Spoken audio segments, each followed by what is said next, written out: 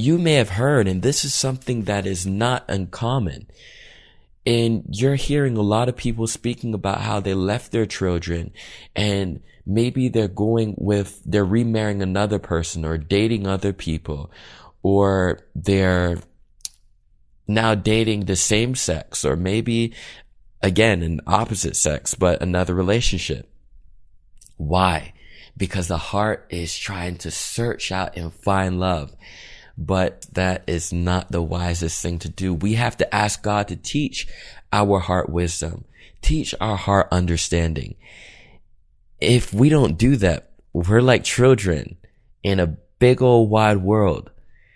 And we have our eyes and our hands and our members to do whatever we feel is going to make us feel good. So you may be looking at your marriage and saying, but pastor, things are not getting better. They're only getting worse. Have you considered that this is just a season?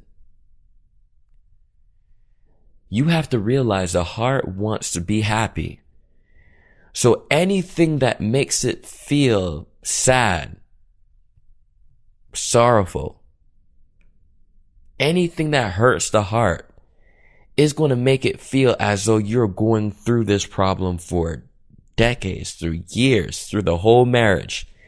It's going to pick those times where you had sworn that this was the most amazing date, first date, second date. No, the heart is going to look back at those moments within your life and say, oh, but he was looking at another woman, or he didn't even tell me how beautiful I was, or he didn't even comment on my shoes, and I spent so much on my shoes or my feet or my hair, So all these things the heart is going to play because it wants to misguide you.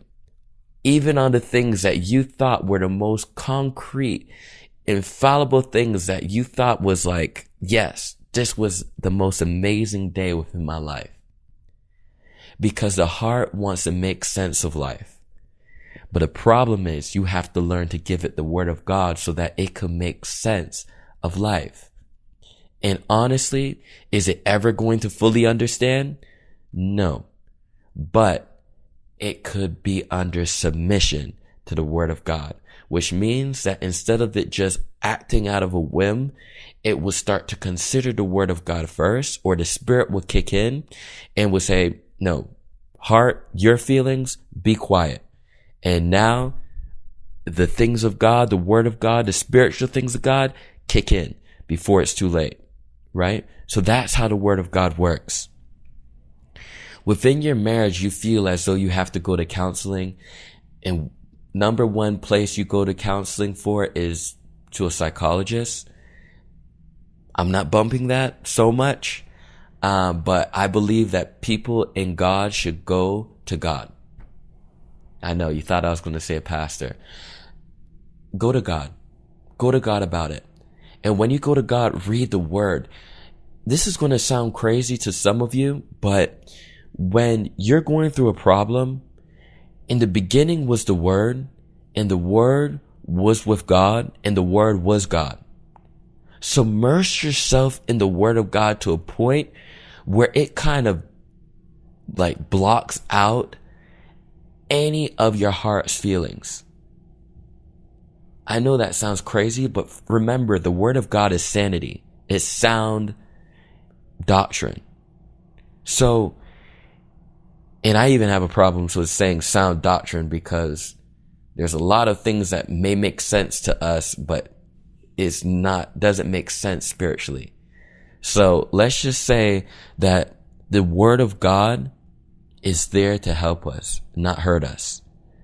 So submerge yourself in the word of God to a point where it's like, you're going to hear maybe even your spouse say, why are you always reading? Why are you always singing? Why are you always on these religious stuff? Because you need to submerge yourself. They don't understand what you're going through. And trust me, sometimes you just need to be quiet. Don't try to explain it, because you're going to put a spirit in them that's saying, oh, she's or he is looking elsewhere. And it's going to bring more confusion. I'm not saying that you have to hide anything from your spouse. All I'm trying to say is you need to be wise how you speak to your spouse about it. And timing is key. Remember, your spouse is a reflection of yourself. And they're probably feeling the same thing that you're feeling. Remember that. So although you think it's just you having these feelings, they're probably having it, and it may be even worse. So it's better to sit down and speak about it using the word of God than for you to dance around it and through movies. Hey, let's go to this dating movie. Let's go out with our friends and drink and party and this. Look, just get down to the problem and use the word of God. Try using the word of God by putting the word of God right in front of you. The Bible. Put it right in front of you. Open up the word of God. You know, I use King James Version. Just use the word of God. Because again, I don't like you lose the meaning when you are allowing people to summarize the word of God. Right?